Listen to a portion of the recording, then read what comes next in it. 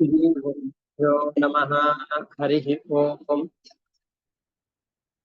जन्माद्यस्य यतोऽन्वयादितरतश्चार्थेष्वभिज्ञस्वराट् तेने ब्रह्महृदाय आदिकवये मुह्यन्ति यं सूरयः।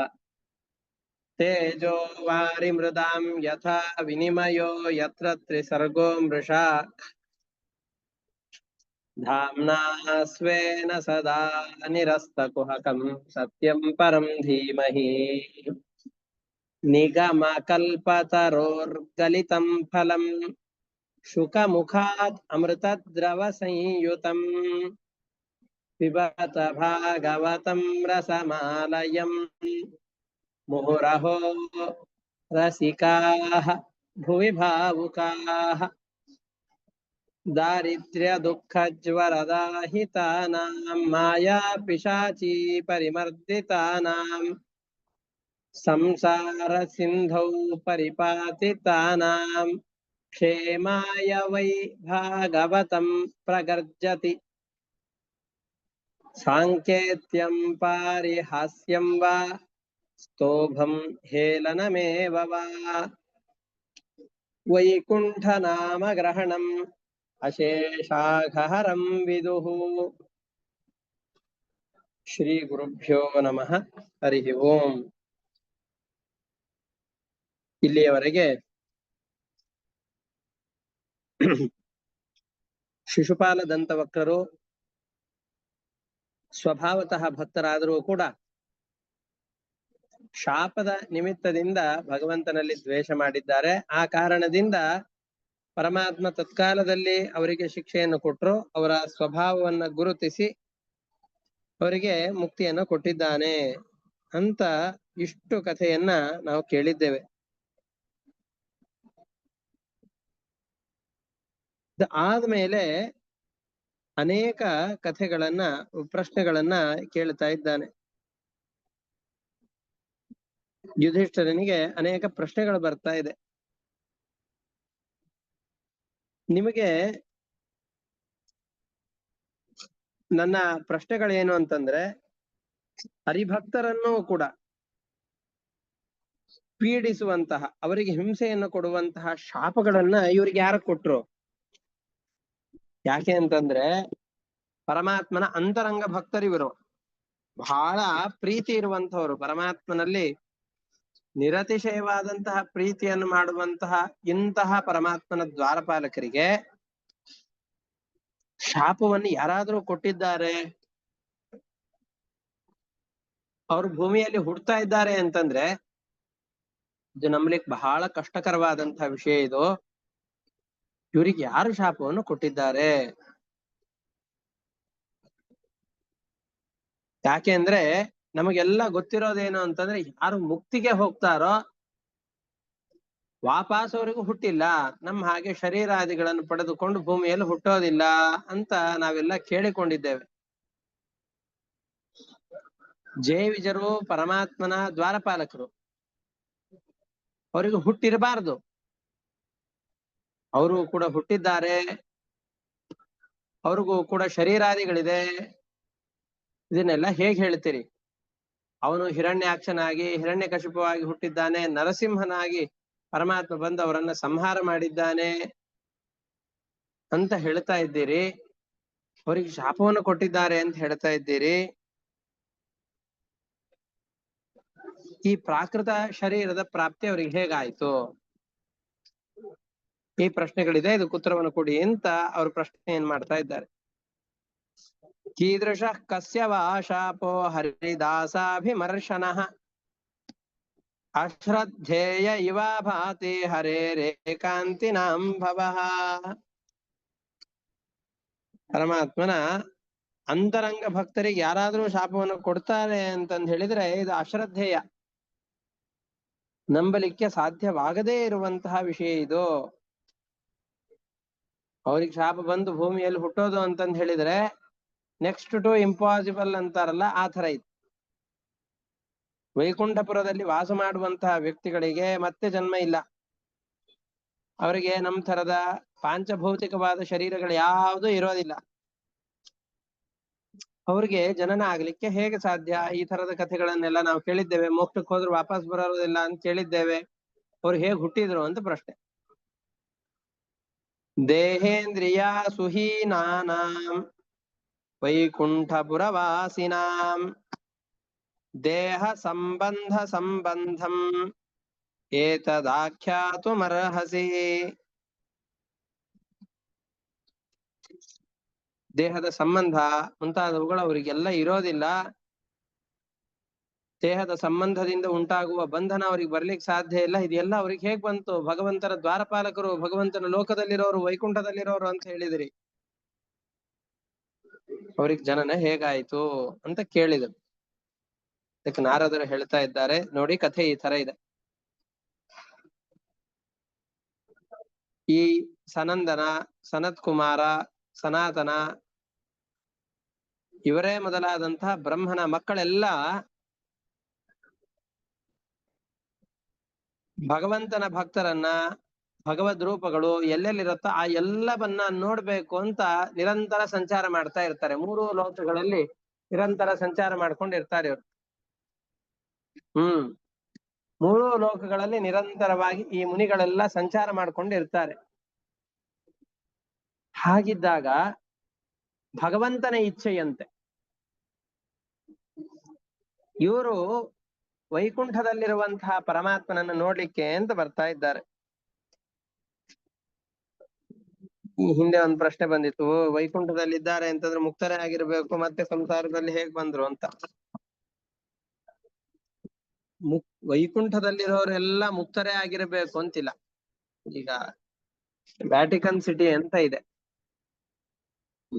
ಅಲ್ಲಿ ಕೆಲವೊಂದಿಷ್ಟು ಜನಕ್ಕೆ ಮಾತ್ರ ಸಿಟಿಜನ್ಶಿಪ್ ಕೊಡ್ತಾರೆ. ಹೋಗ್ ಬರ್ಬಹುದು, ಅಲ್ಲಿ ಕೆಲಸ ಮಾಡ್ಕೊಂಡು ಎಲ್ಲ ಅನೇಕ ಜನ ಹೋಗಿ ಬರ್ತಾರೆ. ಆದ್ರೆ ಸಿಟಿಜನ್ಶಿಪ್ ಕೆಲವೊಂದಿಷ್ಟು ಜನಕ್ಕೆ ಮಾತ್ರ ಕೊಡ್ತಾರೆ.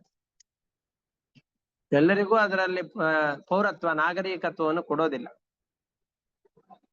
ಹಾಗೇನೆ ಮೋಕ್ಷದಲ್ಲಿ ಹೋಗುವ ಯೋಗ್ಯತೆ ಇರುವವರು, ಈಗ ಅವರು ಸಾಧನೆ ಆದ ಮೇಲೆ ಮತ್ತೆ ಆ ಮೋಕ್ಷವನ್ನು ಪ್ರವೇಶ ಮಾಡ್ಬೇಕು, ಆಮೇಲೆ ಅವರಿಗೆ ಆ ಪೌರತ್ವವನ್ನು ಕೊಡ್ತಾರೆ, ವೈಕುಂಠ ಲೋಕದ ಪೌರರು ನೀವು ಅಂತ.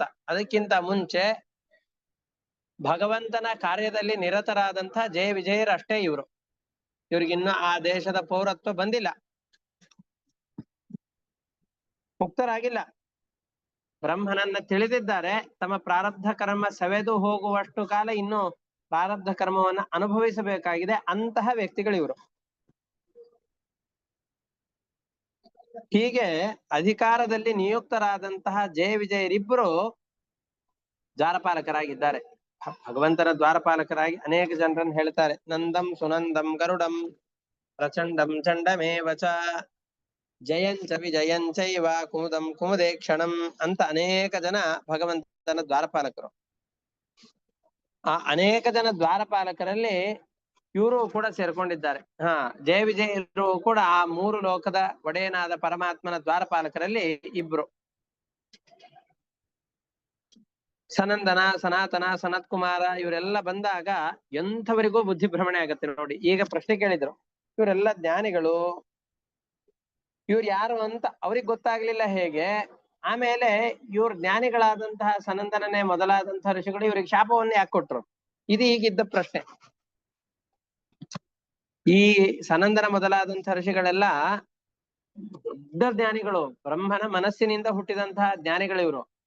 ಇಡೀ ಜಗತ್ತಿನ ಜೀವರೆಲ್ಲ ಹುಟ್ಟುವುದಕ್ಕಿಂತ ಮೊದಲಿಗರಾಗಿ ಹುಟ್ಟಿದಂತಹ ವ್ಯಕ್ತಿಗಳಿವರು. ಸನಕ, ಸನಂದನ, ಸನತ್ ಕುಮಾರ, ಸನತ್ ಸುಜಾತ ಇವರೆಲ್ಲರೂ ಕೂಡ. ಇದರಲ್ಲಿ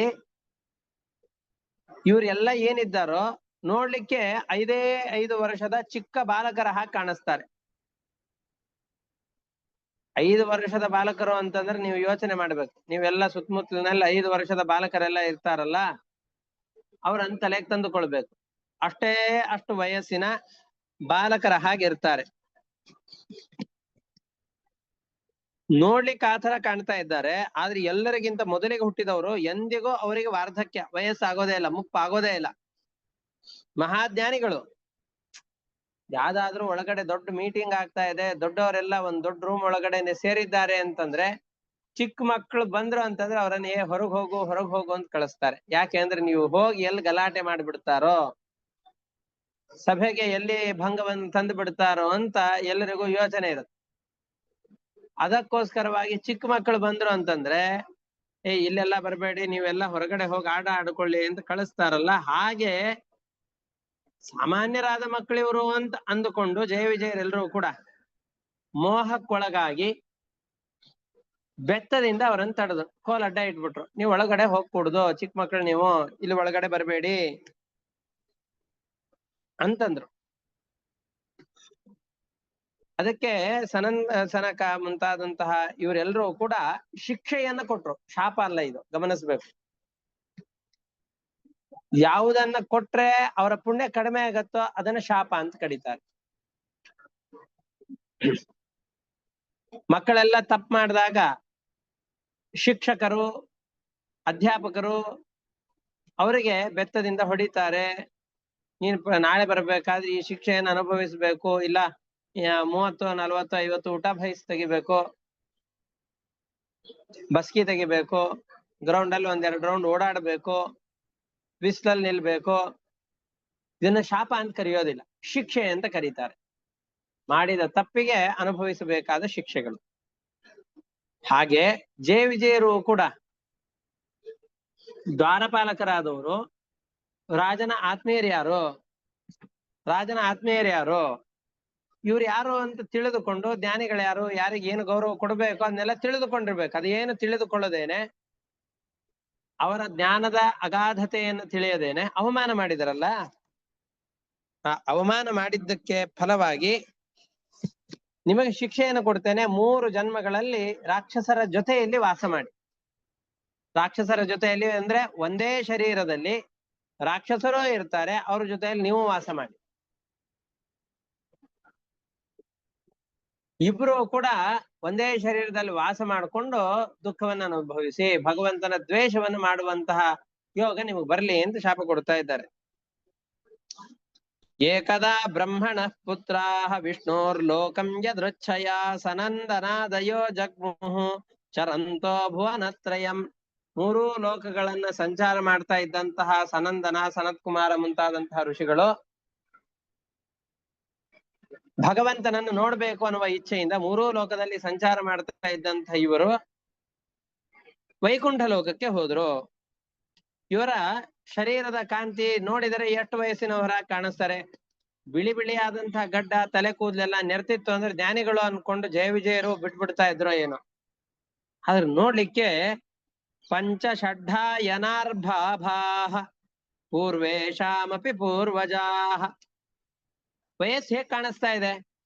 5 ಷಟ್ ಅಬ್ಧ ಷಡ್ಢ ಆಯನ ಅರ್ಭಾಭಾಹ, 5, 6 ವಯಸ್ಸಿನ ಮಕ್ಕಳಾಗಿ ಕಾಣಿಸ್ತಾ ಇದ್ದಾರೆ. ಹಾಗಾದ್ರೆ 5-6 ವರ್ಷದ ಹಿಂದೆ ಹುಟ್ಟಿದವರ?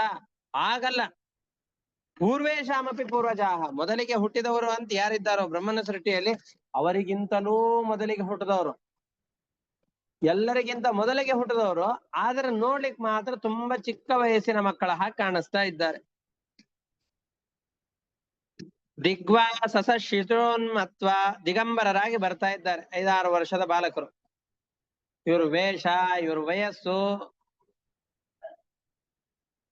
ಇದನ್ನೆಲ್ಲ ನೋಡಿ ಯಾರೋ ಚಿಕ್ಕ ಮಕ್ಕಳು ಬಂದಿದ್ದಾರೆ ಅಂತ ಅನ್ಕೊಂಡು ದ್ವಾಸ್ಥೌತಾನ್ ಪ್ರತ್ಯಷೇಧತಾಂ, ದ್ವಾರದಲ್ಲಿ ನಿಂತಹ ಜಯ ವಿಜಯ ಒಳಗಡೆ ಹೋಗ್ಬೇಡಿ ತಾಳಿ ಅಂತಂದ್ ಹೇಳಿ ಕೋಲನ್ನ ಅಡ್ಡ ಇಟ್ಟು ಅವರನ್ನು ಒಳಗಡೆ ಹೋಗ್ಲಿಕ್ಕೆ ಬಿಡ್ಲಿಲ್ಲ. ಅಶಪನ್ ಕುಪಿತ ಏವಂ ಯುವಾಂ ವಾಸಂ ನ ಚಾರಹಥಃ ರಜಸ್ತಮೋಭ್ಯಾಂ ರಹಿತೆ ಪಾದ ಮೂಲೆ ಮಧುದ್ವಿಷಃ ಪಾಪಿಷ್ಠಾಂ ಆಸುರೀಂ ಯೋನಿಂ ಬಾಲಿಶೌ ಯಾತ್ವಮಾಶ್ವತಃ. ಭಗವಂತನಿಗೆ ರಜೋಗುಣ ಮತ್ತು ತಮೋ ಗುಣಗಳ ಸಂಪರ್ಕವೇ ಇಲ್ಲ, ಪರಿಶುದ್ಧವಾದ ಸ್ವಭಾವ ಪರಮಾತ್ಮನದ್ದು. ಅಂತಹ ಪರಿಶುದ್ಧವಾದ ಸ್ವಭಾವ ಇರುವಂತಹ ಪರಮಾತ್ಮನ ಜೊತೆಯಲ್ಲಿ ವಾಸ ಮಾಡಬೇಕು ಅಂತಂದ್ರೆ ಅವರಿಗೂ ಅದೇ ಯೋಗ್ಯತೆ ಇರಬೇಕು. ನಿಮಗೆ ರಜೋಗುಣ ತಮೋ ಗುಣ ಎಲ್ಲ ನಿಮ್ಮಲ್ಲಿ ಪ್ರವೇಶ ಆಗಿ ಹೋಗ್ಬಿಟ್ಟಿದೆ. ಯಾರಿಗೆ ಏನು ಗೌರವ ಕೊಡ್ಬೇಕು, ಯಾರನ್ನ ಹೇಗೆ ಉಪಚಾರ ಮಾಡ್ಬೇಕು ಅನ್ನೋದು ಗೊತ್ತಿಲ್ಲ, ಯಾರನ್ನ ತಡಿಬೇಕು, ಯಾರನ್ನ ಒಳಗ್ ಬಿಡ್ಬೇಕು ನಿಮ್ಗೆ ಗೊತ್ತಿಲ್ಲ. ಅದಕ್ಕೆ ನೀವೆಲ್ಲ ಪರಮಾತ್ಮನ ಜೊತೆಯಲ್ಲಿ ಇರ್ಲಿಕ್ಕೆ ನಿಮ್ಗೆ ಯೋಗ್ಯತೆ ಇಲ್ಲ. ಡಿಮೋಟ್ ಮಾಡ್ತೇನೆ ಅಂತ, ಪ್ರಮೋಷನ್ ಅಲ್ಲ ಡಿಮೋಷನ್ ಮಾಡ್ತೇನೆ ಅಂತ ಹೇಳಿ ಬಹಳ ಪಾಪ ಮಾಡಿದರೆ ಸಿಗುವಂತಹ ರಾಕ್ಷಸರ ಯೋನಿಯಲ್ಲಿ ರಾಕ್ಷಸರ ಜೊತೆಯಲ್ಲಿ ವಾಸ ಮಾಡಿ, ಬೇಗ ಹೋಗಿ ಅಲ್ಲಿ ವಾಸ ಮಾಡ್ರಿ ಅಂತಂದ. ಏವಂ ಶಪ್ತೌ ಸ್ವಭವನಾತ್ ಪತಂತೌ ತೈಃ ಕೃಪಾಲುಭಿಃ ಪ್ರೋಕ್ತೌ ಪುನರ್ಜನ್ಮಭಿರ್ವಾಂ ತ್ರಿಭಿರ್ಲೋಕಾಯ ಕಲ್ಪ್ಯತಾಂ. ಇನ್ನೇನ್ ಶಾಪ ಕೊಟ್ರು ಅಂತ ಆ ಪದವಿಯಿಂದ ಕೆಳಗಡೆ ಬೀಳ್ಬೇಕು. ಬೀಳುವ ಸಂದರ್ಭದಲ್ಲಿ ಅಯ್ಯೋ ಪಾಪ ನಮ್ಮನ್ ತಡೆದಿದ್ದಾರೆ, ಅವ್ರಿಗಾದ್ರೂ ಎಲ್ಲಿ ಗೊತ್ತಾಗ್ಬೇಕು, ನಮ್ ವೇಷ ನೋಡಿದ್ರೆ ನಮ್ ವಯಸ್ಸು ನೋಡಿದ್ರೆ ಒಳಗಡೆ ಬಿಡೋ ಹಾಗೇನ್ ಕಾಣಿಸ್ತೇವೇನು. ಎಂಥ ಜನರು ಕೂಡ ಮೋಹಕ್ಕೆ ಒಳಗಾಗಿ ಹೋಗ್ಬಿಡ್ತಾರೆ. ಲೋಕದಲ್ಲಿ ಆ ತರದ ಅನೇಕ ಜನ ಜ್ಞಾನಿಗಳಿರ್ತಾರೆ. ಹೊರಗಡೆಯಿಂದ ಅವರನ್ನು ನೋಡ್ಲಿಕ್ಕೆ ಮಹಾಜ್ಞಾನಿಗಳು ಅಂತ ತೋರೋದೇ ಇಲ್ಲ, ಆದರೆ ದೊಡ್ಡ ಜ್ಞಾನದ ಪರ್ವತವೇ ಅವರಲ್ಲಿ ಅಡಗಿರುತ್ತೆ. ಅಂತಹ ಮಹಾಜ್ಞಾನಿಗಳನ್ನು ನಾವು ಆಗಾಗ ಜೀವನದಲ್ಲಿ ನೋಡ್ತಾ ಇರ್ತೇವೆ. ಗೊತ್ತಿದ್ದವರಿಗೆ ಮಾತ್ರ ಇವರಲ್ಲಿ ಇಂತಹ ಅಪಾರವಾದ ಜ್ಞಾನದ ಭಂಡಾರ ಇದೆ ಅಂತ ಗೊತ್ತಾಗತ್ತೆ, ಉಳಿದವ್ರಿಗೆ ಏನು ಗೊತ್ತಾಗೋದಿಲ್ಲ. ನಾವು ಕೂಡ 5-6 ವರ್ಷದ ಮಕ್ಕಳ ಹಾಗೆ ವೇಷವನ್ನು ಧರಿಸಿಕೊಂಡಿದ್ದೇವೆ, ದಿಗಂಬರರಾಗಿ ಬಂದಿದ್ದೇವೆ. ಯಾರಾದ್ರೂ ನಮ್ಮನ್ನು ನೋಡಿದ್ರೆ ಮೋಹಕ್ಕೊಳಗಾಗೇ ಆಗ್ತಾರೆ. ಹಾಗಾಗಿ ಇವ್ರು ಮಾಡಿದ್ದೇನು ಅಷ್ಟು ದೊಡ್ಡ ಅಪರಾಧ ಅಲ್ಲ. ಆಯ್ತು, 3 ರಾಕ್ಷಸ ಜನ್ಮಗಳನ್ನು ಅನುಭವಿಸಿ ವಾಪಸ್ ಮತ್ತಿಲ್ಲೇ ಬಂದು ಇದೇ ಕೆಲ್ಸಕ್ಕೆ ಜಾಯ್ನ್ ಆಗಿ, ಏನೋ ತಪ್ಪು ಮಾಡಿದ್ದಕ್ಕೆ 3 ವರ್ಷ ಹೋಗಿ ಆ ಹಳ್ಳಿಯಲ್ಲಿದ್ದು ವಾಸ ಮಾಡ್ಕೊಂಡು ಮತ್ತೆ ವಾಪಸ್ ಬೆಂಗಳೂರಿಗೆ ಟ್ರಾನ್ಸ್ಫರ್ ಆಗಿ ಬನ್ನಿ ಅಂತ ಹೇಳಿದ್ರೆ ಹೇಗಿರುತ್ತಾ ಆ ತರ.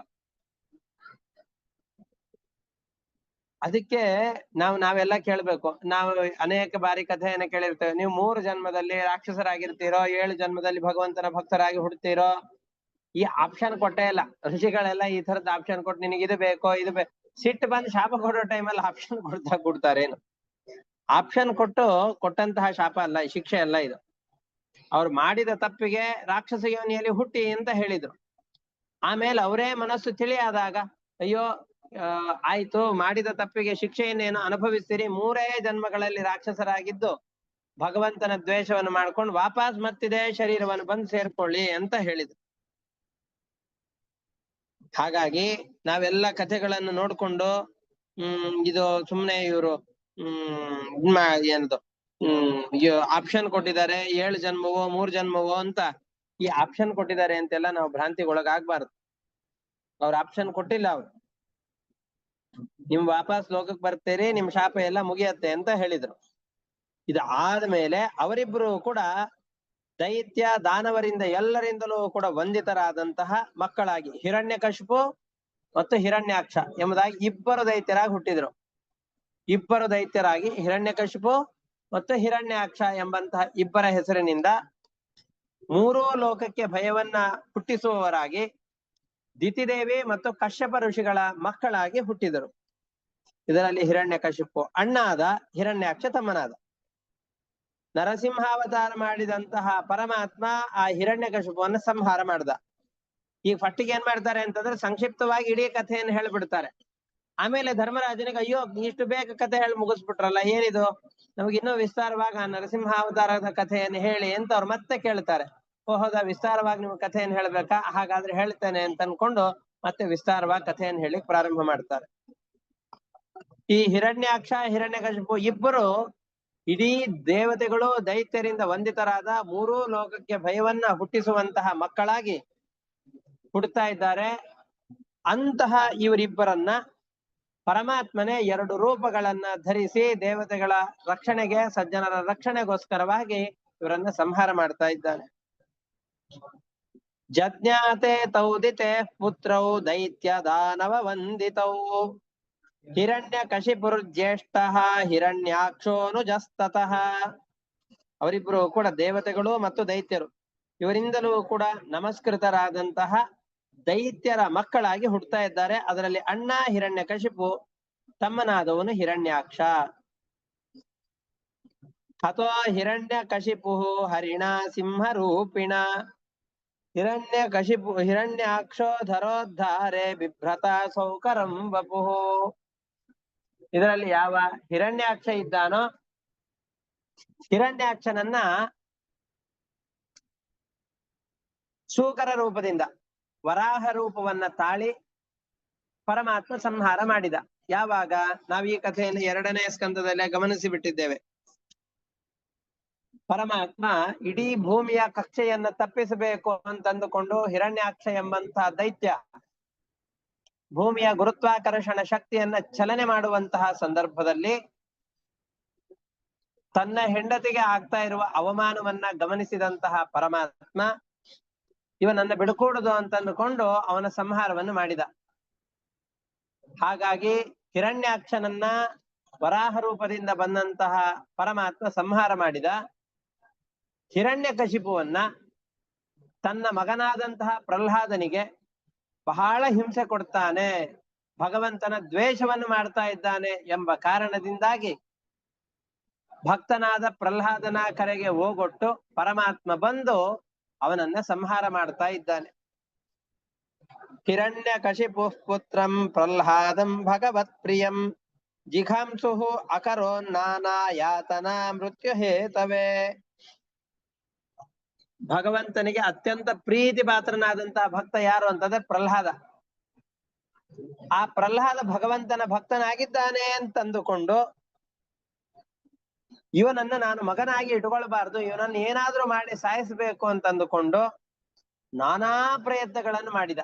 ವಿಷವನ್ನು ಕೊಟ್ಟ, ಎತ್ತರದ ಪರ್ವತದಿಂದ ಪ್ರಹ್ಲಾದನನ್ನ ಕೆಳಗಡೆ ನೂಗ್ಲಿಕ್ಕೆ ಅಂತ ಪ್ರಯತ್ನ ಪಟ್ಟ, ಆನೆಗಳ ಕಾಲಿನಿಂದ ಅವನನ್ನು ತುಳಿಸ್ಲಿಕ್ಕೆ ಅಂತ ಪ್ರಯತ್ನ ಪಟ್ಟ, ಬೆಂಕಿಯ ಮಧ್ಯದಲ್ಲಿ ಪ್ರವೇಶ ಮಾಡಿಸಿದ, ಆಳವಾದ ನೀರಿನ ಕಂದಕದಲ್ಲಿ ಅವನನ್ನ ಹಾಕಿದ. ಏನೇನು ಸಾಯಿಸ್ಲಿಕ್ಕೆ ಅವಕಾಶ ಇದೆಯೋ ಆ ಎಲ್ಲ ಅವಕಾಶಗಳನ್ನು ಕೂಡ ಬಳಸಿಕೊಂಡು ಮಗನನ್ನು ಕೊಲ್ಲಿಕ್ಕೆ ಅಂತ ಪ್ರಯತ್ನ ಪಟ್ಟ. ನಾನಾ ಯಾತನೆಗಳನ್ನು ಕೊಟ್ಟ. ಜಿಘಾಂಸು ಅಕರೋ ನಾನಾ ಯಾತನಾ ಮೃತ್ಯು ಹೇತವೇ. ಇವನನ್ನು ಏನಾದ್ರೂ ಮಾಡಿ ಸಾಯಿಸ್ಬೇಕು, ಇದೇ ಒಂದು ದೊಡ್ಡ ಉದ್ದೇಶ. ಸಾಯಿಸ್ಬೇಕು ಎಂಬಂತ ಒಂದೇ ಒಂದು ಉದ್ದೇಶವನ್ನಿಟ್ಟುಕೊಂಡು ನಾನಾ ಪ್ರಯತ್ನವನ್ನು ಮಾಡ್ತಾ ಇದ್ದಾನೆ. ನಾನಾ ಪ್ರಯತ್ನವನ್ನು ಮಾಡಿ ತಂ ಸರ್ವಭೂತಾತ್ಮ ಭೂತಂ ಪ್ರಶಾಂತಂ ಸಮದರ್ಶನಂ ಭಗವತ್ ತೇಜಸಾ ಸ್ಪೃಷ್ಟಂ ನಾ ಶಕ್ನೋದ್ಧಂತು ಮುದ್ಯಮೈ. ಎಷ್ಟು ಪ್ರಯತ್ನ ಮಾಡಿದ, ಎಷ್ಟೆಷ್ಟೇ ಪ್ರಯತ್ನವನ್ನು ಮಾಡಿದರೂ ಕೂಡ ಆ ಪ್ರಹ್ಲಾದನನ್ನ ಸಂಹಾರ ಮಾಡ್ಲಿಕ್ಕೆ ಆಗ್ಲಿಲ್ಲ ಅಂತ ಹೇಳ್ತಾ ಇದ್ದಾರೆ.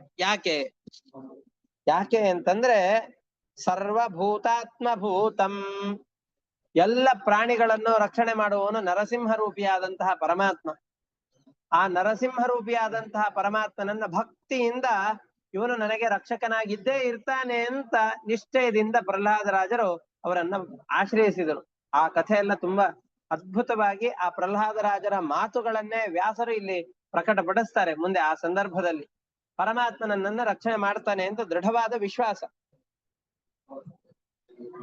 ಅದೇ ರೀತಿಯ ಪ್ರಶಾಂತಂ, ಮನಸ್ಸಿನಲ್ಲಿ ಯಾವುದೇ ವಿಧವಾದಂತಹ ಕ್ಲೇಶಗಳಿಲ್ಲ, ಭಗವಂತನಲ್ಲಿ ನಿರಂತರವಾಗಿ ಮನಸ್ಸನ್ನು ಇಟ್ಟಿದ್ದಾರೆ. ಪ್ರಶಾಂತಂ ಅಷ್ಟೇ ಅಲ್ಲ, ಸಮದರ್ಶನಂ, ಪ್ರತಿಯೊಂದು ವಸ್ತುಗಳಲ್ಲೂ ದೇವತೆ ಇದ್ದಾನೆ ಅನ್ನುವಂತಹ ಬುದ್ಧಿ. ಇದನ್ನೇ ಪ್ರಹ್ಲಾದರಾಜರು ಎಲ್ಲ ಕಡೆಯಲ್ಲಿ ಇದ್ದಾನೆ ಅಂತ ಹೇಳಿದ ಕಂಬದಿಂದಾಗಿ ಪರಮಾತ್ಮ ಒಡೆದುಕೊಂಡು ಬಂದ. ಸ್ತಂಭ ಸಂಭೂತ ಅಂತ ನರಸಿಂಹ ದೇವರನ್ನು ಕರೀತಾರೆ. ಯಾಕೆ ಅಂತಂದ್ರೆ ಪ್ರಹ್ಲಾದರಾಜ ಸಮದರ್ಶನನಾಗಿದ್ದ.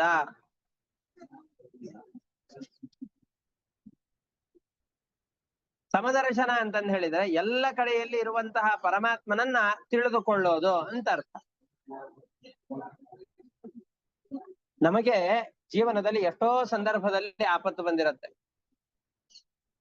ಎಲ್ಲ ಕಡೆಯಲ್ಲಿ ಪರಮಾತ್ಮ ಇದ್ದಾನೆ ಅನ್ನುವಂತಹ ನಿಶ್ಚಯ ನಮಗಿತ್ತು ಅಂತಂದ್ರೆ, ಪರಮಾತ್ಮ ನಮ್ಮನ್ನ ರಕ್ಷಣೆ ಮಾಡಿಯೇ ಸಿದ್ಧ ಅಂತ ತೀರ್ಮಾನ ನಮಗಿತ್ತು ಅಂತಂದ್ರೆ, ಅಂತಹ ದೃಢವಾದ ನಿಶ್ಚಯ ಇತ್ತು ಅಂತಂದ್ರೆ, ಎಲ್ಲ ಕಡೆಯಲ್ಲಿರುವ ಪರಮಾತ್ಮ ಯಾರಲ್ಲಿಯೋ ಇದ್ದುಕೊಂಡು ನಮಗಾಗಬೇಕಾದ ಕೆಲಸವನ್ನ ಅನಾಯಾಸವಾಗಿ ಮಾಡಿಸಿ ಬಿಡುತ್ತಾನೆ.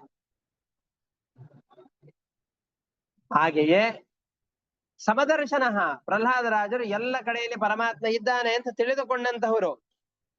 ಆ ಕಾರಣದಿಂದ ಭಗವತ್ ತೇಜಸಾ ಸ್ಪೃಷ್ಟಂ, ಪರಮಾತ್ಮನ ವಿಶೇಷವಾದ ಅನುಗ್ರಹ, ಭಗವಂತನ ನಿತ್ಯ ಸನ್ನಿಧಾನ ಪ್ರಹ್ಲಾದರಾಜರಲ್ಲಿ ಇತ್ತು. ಆದ್ರಿಂದ ಇವನು ಎಷ್ಟೇ ಪ್ರಯತ್ನ ಪಟ್ಟರು ಕೂಡ ಅವನನ್ನ ಹೊಡಿಲಿಕ್ಕೆ ಕೊಲ್ಲಿಕ್ಕೆ ಇವನಿಗೆ ಆಗ್ಲಿಲ್ಲ, ಅವನಿಗೆ ಹಿಂಸೆಯನ್ನು ಮಾಡ್ಲಿಕ್ಕೆ ಆಗ್ಲಿಲ್ಲ. ಇದಕ್ಕೆ ಆಖಣಾಶ್ವ ಸಮ ಅಂತ ವಾಯುದೇವರನ್ನ ಕರೀತಾರೆ. ಯಾಕೆ ಅಂತಂದ್ರೆ ನಿತ್ಯವಾಗಿ ಭಗವಂತನ ವಿಶೇಷ ಆರಾಧನೆಯನ್ನ ವಾಯುದೇವರು ಮಾಡ್ತಾ ಇರ್ತಾರೆ. ಮುಖ್ಯ ಪ್ರಾಣದೇವರು, ಹನುಮಂತ, ಭೀಮಸೇನ ದೇವರು, ಇವರೆಲ್ಲರೂ ಕೂಡ ವಿಶೇಷವಾಗಿ ಭಗವಂತನ ಆರಾಧನೆಯನ್ನು ನಿರಂತರವಾಗಿ ಮಾಡ್ತಾ ಇರೋ ಕಾರಣದಿಂದ ಉಪನಿಷತ್ತಿನಲ್ಲಿ ಒಂದು ಕಥೆ ಬರುತ್ತೆ. ದೇವತೆಗಳೆಲ್ಲ ಯಾಗವನ್ನು ಮಾಡ್ಬೇಕು ಅಂತಂದ್ರೆ ದೈತ್ಯರೆಲ್ಲ ಬಂದು ಆಕ್ರಮಣ ಮಾಡಿ ಯಾವ ಪ್ರತಿಮೆಯಲ್ಲಿ ಪರಮಾತ್ಮನ ಆರಾಧನೆ ಮಾಡ್ಬೇಕು ಅಂತ ಅನ್ಕೊಂಡಿರ್ತಾರ ಆ ಪ್ರತಿಮೆಯನ್ನೆಲ್ಲ ಅಪವಿತ್ರಗೊಳಿಸ್ತಾ ಇದ್ರಂತೆ. ಅದಕ್ಕೆ ಮುಖ್ಯ ಪ್ರಾಣದೇವರನ್ನೇ ಪ್ರತಿಮೆಯನ್ನಾಗಿ ಮಾಡಿಕೊಂಡು ಮುಖ್ಯ ಪ್ರಾಣದೇವರಲ್ಲಿ ಪರಮಾತ್ಮನ ಅರ್ಚನೆಯನ್ನು ಮಾಡಬೇಕು, ಪೂಜೆ ಮಾಡಬೇಕು ಅಂತ ಅಂದುಕೊಂಡು ಆ ಪರಮಾತ್ಮನನ್ನ ಆರಾಧನೆ ಮಾಡ್ಲಿಕ್ಕೆ ಪ್ರಾರಂಭ ಮಾಡಿದರೆ ಆವಾಗ ದೈತ್ಯರು ಮತ್ತೆ ಅಲ್ಲಿಯೂ ಬಂದ್ರು. ಇವರನ್ನ ಆಕ್ರಮಣ ಮಾಡಿ ಹೊಡೆದರಾಯ್ತು, ಕೊಂದರಾಯ್ತು ಅಂತ ಅಂದುಕೊಂಡು ಅಲ್ಲಿಯೂ ಬಂದ್ರು. ಅಲ್ಲೇನ್ ಸುಮ್ನೆ ಇರ್ಲಿಲ್ಲ. ಆದ್ರೂ ಪರಮಾತ್ಮನನ್ನ ಆಕ್ರಮಣ ಮಾಡ್ಲಿಕ್ಕೆ ಇವ್ರಿಗೆ ಆಗ್ಲಿಲ್ಲ. ಪರಮಾತ್ಮನಿಗೆ ಎಷ್ಟೇ ಈ ವಾಯುದೇವರಿಗೆ ಎಷ್ಟೇ ಆಕ್ರಮಣ ಮಾಡಿ ಅವರ ಮೇಲೆ ಹಿಂಸೆ ಮಾಡಿದರೂ ಕೂಡ ಅದು ಹೇಗಾಯ್ತು ಅಂತಂದ್ರೆ ಒಂದು ದೊಡ್ಡ ಬಂಡೆಗಲ್ಲಿಗೆ ಮಣ್ಣಿನ ಹೆಂಟೆಯನ್ನು ಹೊಡೆದರೆ ಹೇಗಾಗತ್ತೋ ಆ ರೀತಿಯಾಗಿ ಆಯ್ತು ಅಂತ ಹೇಳ್ತಾರೆ.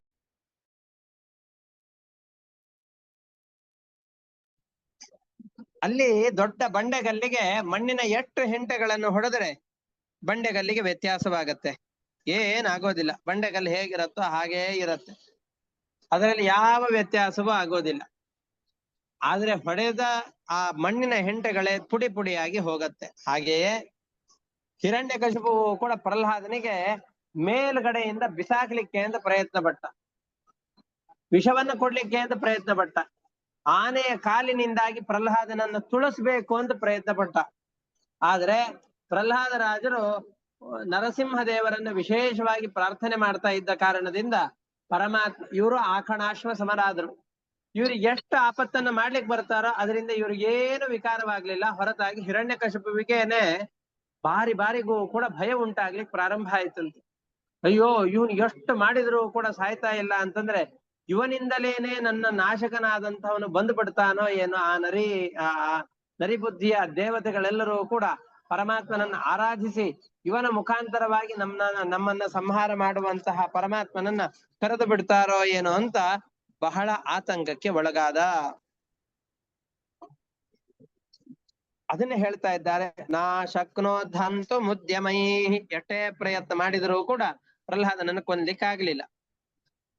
ಇದು ಆದ್ಮೇಲೆ ಆ ಹಿರಣ್ಯಕಶಿಪು ಆ ನರಸಿಂಹದೇವರು ಅವತಾರ ಮಾಡಿ ಬಂದಾಗ ನರಸಿಂಹದೇವರು ಆ ಹಿರಣ್ಯಕಶಿಪುವಿನ ಹೊಟ್ಟೆಯನ್ನ ಬಗದು ಆ ನರಸಿಂಹದೇವರ ಕೈಯಿಂದ ಈ ಹಿರಣ್ಯಕಶಿಪು ಹತನಾದ.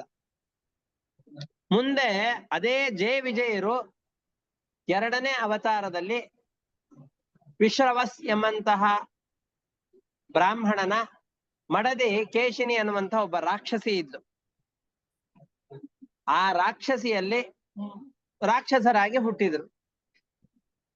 ರಾವಣ ಮತ್ತು ಕುಂಭಕರ್ಣ ಎಂಬಂತಹ ಹೆಸರಿಗೆ ಅನುಗುಣವಾಗಿ ಈ ಹೆಸರಿನವರಾಗಿ ರಾವಣ ಮತ್ತು ಕುಂಭಕರ್ಣರಾಗಿ ಇವರು ಹುಟ್ಟುತ್ತಾ ಇದ್ದಾರೆ. ಆಗಲೂ ಅವರ ಶಾಪ ವಿಮುಕ್ತಿಗೋಸ್ಕರವಾಗಿ ತಂದ ದ್ವಾರಪಾಲಕರು ಅಂತಂದುಕೊಂಡು ಪರಮಾತ್ಮನೇ ರಾಮನಾಗಿ ಅವತಾರ ಮಾಡಿ ಅವರನ್ನ ವಧಿಸಿದ. ಈ ಕಥೆಯನ್ನ ಮುಂದೆ ನಿನಗೆ ಮಾರ್ಕಂಡೇಯ ಋಷಿಗಳೇನೆ ಹೇಳ್ತಾರೆ ಅಂತ ಯುಧಿಷ್ಠಿರನಿಗೆ ಸಂಕ್ಷಿಪ್ತವಾಗಿ ನಾರದರು ಉತ್ತರವನ್ನು ಕೊಟ್ಟರು. ಈಗ ರಾವಣ ಕುಂಭಕರ್ಣರಾಗಿ ಯಾರು ಹುಟ್ಟಿದ್ರೋ ಅವರೇ ಈಗ ನಿನ್ನ ಚಿಕ್ಕಮ್ಮನ ಮಕ್ಕಳಾಗಿ ಶಿಶುಪಾಲ ದಂತವಕ್ರರಾಗಿ ಹುಟ್ಟಿದ್ದುಕೊಂಡು ಈ ಜನ್ಮದಲ್ಲಿ ಸ್ವಲ್ಪ ದ್ವೇಷವನ್ನು ಮಾಡಿದರೂ ಕೂಡ ಸ್ವಭಾವತಃ ಭಕ್ತರಾದ ಕಾರಣದಿಂದ ಕೃಷ್ಣನ ಚಕ್ರದಿಂದಾಗಿ ಅವರ ತಲೆ ಕತ್ತರಿಸಿದರೂ ಕೂಡ ಮತ್ತೆ ಭಗವಂತನ ಅನುಗ್ರಹಕ್ಕೆ ಪಾತ್ರರಾಗಿ ಭಗವಂತನಲ್ಲಿಯೇ ಲೀನರಾಗ್ತಾ ಇದ್ದಾರೆ. ತತಸ್ಥೌ ರಾಕ್ಷಸೌ ಜಾತೌ ಕೇಶಿನ್ಯಾಂ ವಿಶ್ರವಸ್ಸುತೌ ರಾವಣ ಕುಂಭಕರ್ಣಶ್ಚ ಸರ್ವಲೋಕ ಪ್ರತಾಪನೋ. ಇಡೀ ಲೋಕಕ್ಕೆ ತಾಪವನ್ನುಂಟು ಮಾಡುವಂತಹ ರಾವಣ ಕುಂಭಕರ್ಣರಾಗಿ ಅವ್ರು ಹುಟ್ಟುತ್ತಾ ಇದ್ದಾರೆ. ಅಲ್ಲಿಯೂ ಕೂಡ ಪರಮಾತ್ಮ ರಾಮಚಂದ್ರನಾಗಿ ಹುಟ್ಟಿ ಅವರ ಶಾಪ ಮುಕ್ತಿಗೋಸ್ಕರವಾಗಿ ಅವರನ್ನ ಸಂಹಾರ ಮಾಡಿದ. ಈ ಕಥೆಯನ್ನ ಮಾರ್ಕಂಡೇಯರ ಮುಖಾಂತರವಾಗಿ ನೀನು ಕೇಳುವನಿದ್ದಿ ಧರ್ಮರಾಜ, ಅದರಿಂದ ಇದನ್ನ ವಿಸ್ತಾರವಾಗಿ ಹೇಳೋದಿಲ್ಲ. ತತ್ರಾಪಿ ರಾಘವೋ ಭೂತ್ವಾ ನಿಹನಚ್ಛಾಪ ಮುಕ್ತಯೇ ರಾಮ ವೀರ್ಯಂ ಶ್ರೋಷ್ಯಸಿ ತ್ವಂ ಮಾರ್ಕಂಡೇಯ ಮುಖಾತ್ ಪ್ರಭೋ. ಅವರೇ ಈಗ ಕ್ಷತ್ರಿಯರಾಗಿ ನಿನ್ನ ಚಿಕ್ಕಮ್ಮನ ಮಕ್ಕಳಾಗಿ ಶಿಶುಪಾಲ ದಂತವಕ್ರರಾಗಿ ಹುಟ್ಟಿದ್ದಾರೆ. ಈಗ ಪರಮಾತ್ಮನ ಚಕ್ರದಿಂದ ಅವರ ತಲೆಯು ಕತ್ತರಿಸಲ್ಪಟ್ಟಾಗ ಶಾಪದಿಂದ ಮುಕ್ತರಾಗಿದ್ದುಕೊಂಡು ಈಗ ಹೋಗ್ತಾ ಇದ್ದಾರೆ. ತಾವದ್ಯ ಕ್ಷತ್ರಿಯೌ ಜಾತೋ ಮಾತೃಶ್ವಸ್ರಾತ್ಮಜೌ ತವ ಅಧುನಾ ಶಾಪ ನಿರ್ಮುಕ್ತೌ ಕೃಷ್ಣ ಚಕ್ರ ಹತಾಂ ಹಸೌ.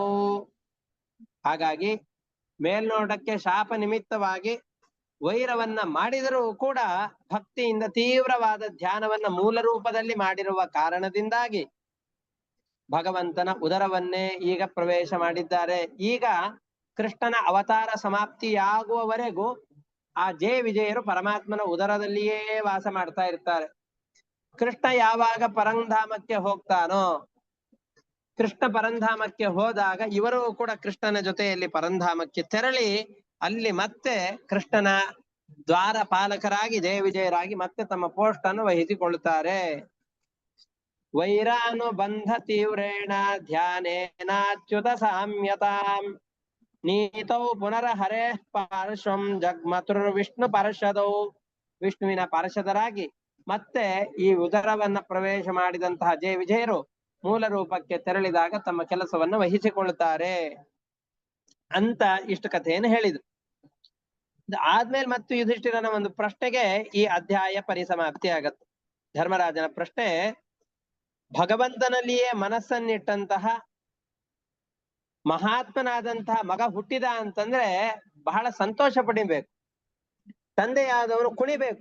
ಇಂಥ ಮಗ ತಪಸ್ಸನ್ನ ಮಾಡಿದರೂ ಕೂಡ ಸಿಗಲಿಕ್ಕೆ ಸಾಧ್ಯ ಇಲ್ಲ, ಇಂತಹ ಮಗ ನನಗೆ ಹುಟ್ಟಿದ್ದಾನಲ್ಲ, ಹೇಗ್ ಹುಟ್ಟಿದ ಅಂತ ಆ ವಿಷಯಕ್ಕೆ ಸಂತೋಷ ಪಡೋದನ್ನ ಬಿಟ್ಬಿಟ್ಟು ಅವನಲ್ಲಿ ದ್ವೇಷವನ್ನ ಹೇಗೆ ಮಾಡ್ದ? ದ್ವೇಷ ಮಾಡುವ ಕಾರಣ ಏನಿತ್ತು? ಆ ವಿಷಯವನ್ನ ನನಗೆ ಹೇಳಿ, ವಿಸ್ತಾರವಾಗಿ ಹೇಳಿ. ಯಾಕೆ ಇವನಿಗೆ ಭಗವಂತನಲ್ಲಿ ದ್ವೇಷ ಹುಡ್ತು ಅನ್ನೋದನ್ನ ನನಗೆ ಹೇಳಿ ಅಂತ ಆ ಕಥೆಯ ಬಗ್ಗೆ ಕೇಳ್ತಾ ಇದ್ದಾನೆ. ಅದಕ್ಕೆ ಕಥೆಯನ್ನ ಹಿರಣ್ಯಾಕ್ಷ, ಅವನ ವಧೆ, ಅದರಿಂದಾಗಿ ಹಿರಣ್ಯಕಶಿಪುವಿಗೆ ಸಿಟ್ಟು ಬಂದು ಅವನು ತಪಸ್ಸನ್ನು ಮಾಡಿ ದೇವತೆಗಳೆಲ್ಲವರನ್ನು ನಿಗ್ರಹ ಮಾಡಿದ್ದು, ಬ್ರಹ್ಮದೇವರ ವರದಿಂದ ಯಾವ ರೀತಿಯಿಂದಲೂ ಮರಣ ಬರಬಾರದು ಅಂತ ವರವನ್ನು ಬೇಡಿದ್ದು, ಆಮೇಲೆ ನರಸಿಂಹದೇವರ ಅವತಾರದಿಂದ ಹಿರಣ್ಯಕಶಿಪುವಿನ ಸಂಹಾರ, ಇದೆಲ್ಲವನ್ನು ಕೂಡ ಮುಂದೆ ನಿರೂಪಣೆ ಮಾಡುವವರಿದ್ದಾರೆ. ಮುಂದಿನ ಕಥೆಯಲ್ಲಿ ಕೇಳೋಣ ಅಂತ ಹೇಳ್ತಾ ಇಷ್ಟಕ್ಕೆ 7ನೇ ಸ್ಕಂದದ 1ನೇ ಅಧ್ಯಾಯ ಮುಕ್ತಾಯವಾಯಿತು. ಇವತ್ತಿನ ಪಾಠವನ್ನು ಕೂಡ ಇಷ್ಟಕ್ಕೆ ಮುಗಿಸಿಕೊಳ್ಳೋಣ. ಹರಯೇ ನಮಃ. ಶ್ರೀಕೃಷ್ಣ ಅರ್ಪಣಮಸ್ತು.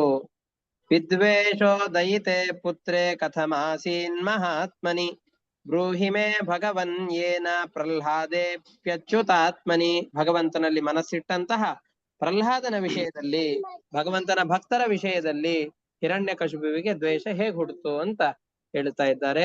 ಹರಯೇ ನಮಃ. ಶ್ರೀಕೃಷ್ಣ ಅರ್ಪಣಮಸ್ತು. ಅನೇನ ಭಾವಿಯತ್ ಪುಣ್ಯಂ ತೇನ ಪ್ರೀಣಾತು ಕೇಶವಃ. ಹರಯೇ ನಮಃ. ಶ್ರೀಕೃಷ್ಣ ಅರ್ಪಣಮಸ್ತು. ನಮಸ್ಕಾರ ಎಲ್ಲರಿಗೂ.